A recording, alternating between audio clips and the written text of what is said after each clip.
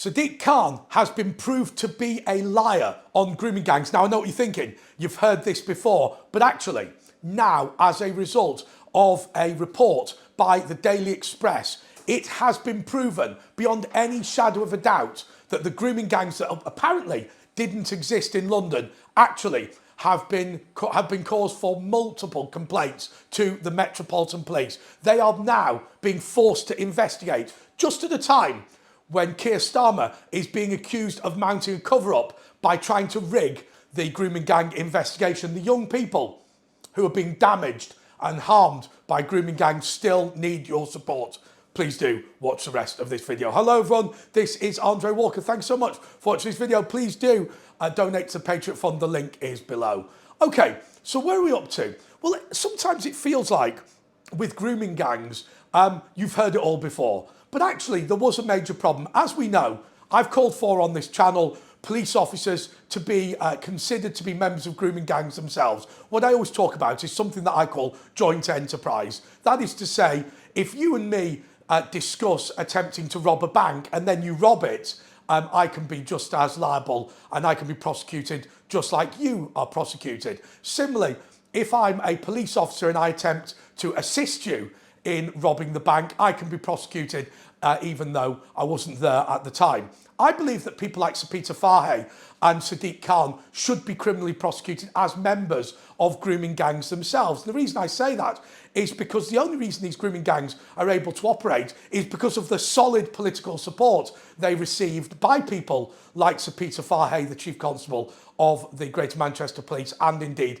Sadiq Khan, the Mayor of London. But there has now been a major investigation, not the inquiry that Keir Starmer set up. I'll talk about that in a minute. But there's been a major investigation by the Daily Express and My London. So well done to those guys. And I'll put the link in the description of the investigation that they've come up with. That is based on Sadiq Khan's claim that, first of all, there's no such thing as grooming gangs. And secondly, even if they did exist, they definitely wouldn't exist in London.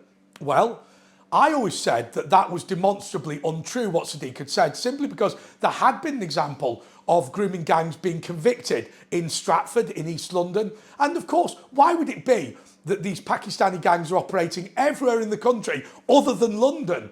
It seems completely impossible. And of course, and I'm not saying that this is a fair thing to say, but in India, they call grooming gangs the love jihad and say that it is part of a project of ethnic cleansing that always takes place in areas where there is a large Muslim population, but it is not the majority.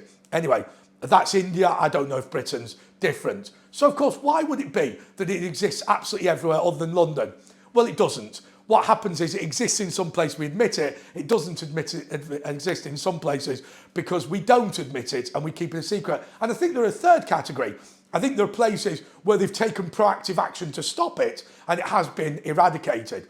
Anyhow, so now the Daily Express has discovered that all of this has taken place and the Metropolitan Police have finally admitted that they have received complaints. That is the first step to actual action being taken, because I think many in the police have become extremely adept at covering up these crimes and have become, as I say, part of the grooming gangs themselves. So that is that part of it, and we will see what happens with that. But next, let's get on to the grooming gang inquiry.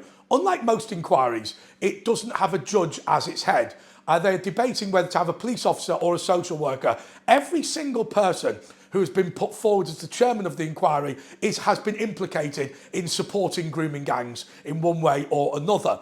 They are so-called experts in the field, which of course is code for people who've covered it up.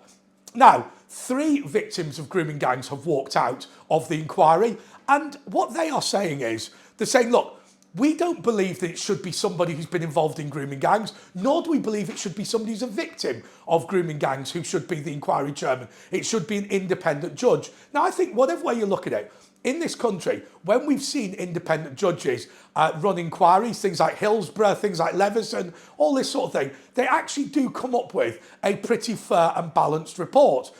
Okay, you can slag Brian Leveson off for the fact that he wanted independent press regulation, but there is no doubt that the Press Complaints Commission, now the Independent Press Complaints, whatever it is, they had completely failed. So Leveson was, or had done pretty well. I think the grooming gang thing from the start was a real disgrace in terms of the inquiry. I remember what Keir Starmer said. He said of the victims who had come forward to say they wanted an inquiry, that they didn't want an inquiry because it was too traumatic for them. He also said that as a result of the nature of the abuse they'd suffered, they would be mentally ill and have drug and alcohol problems, which I'm sure, by the way, many of them are dealing with as a result of what happened to them, but that would make them unreliable witnesses. Well, you know, you could say that about absolutely anything. And I think as a former chief prosecutor, he should be somebody who should be on the side of the victims, even in the case of where mental health has been a significant problem as a result.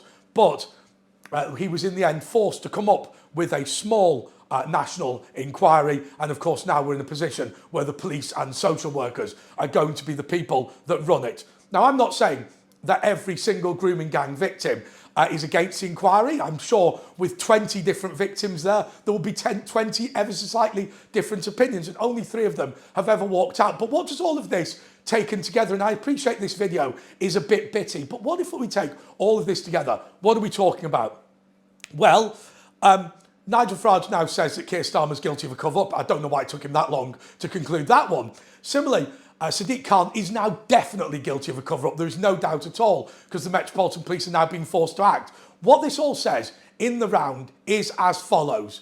Labour took a political decision to allow some people to commit certain crimes. We have seen with Albanian gangs and drug dealing. We've seen with triad gangs and mobile phone theft. And we've seen with Pakistani gangs and grooming that we do not want to discourage uncontrolled immigration. And if we admit that certain national groups gravitate towards certain crimes, then it will be harder to allow them to come into the country in future.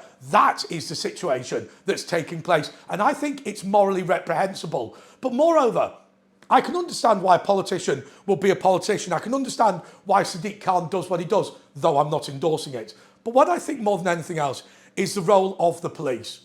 I think it's now clear that these regional police forces are not serving the community properly. They arrive in, like the SS in all their black uniforms and all that sort of thing, and an attempt to solve 1 or 2 crimes after they've been done. There's no visible policing, there's nothing on the streets, there's no protection for the communities. And when we say that the policing has been improved by economies of scale, I don't believe it has. I think we need to bring back the police houses. I will tell you something. Had there been grooming in Rochdale, had there been grooming in Oldham, in the days when there was local police officers walking the streets late at night, living in police houses, it would not have happened. Because I'll tell you what, those police officers never would have covered up such an important crime. Thank you so much for watching this video. Please do click on the link below to donate to the Patriot Fund. Until next time, arrivederci and goodbye.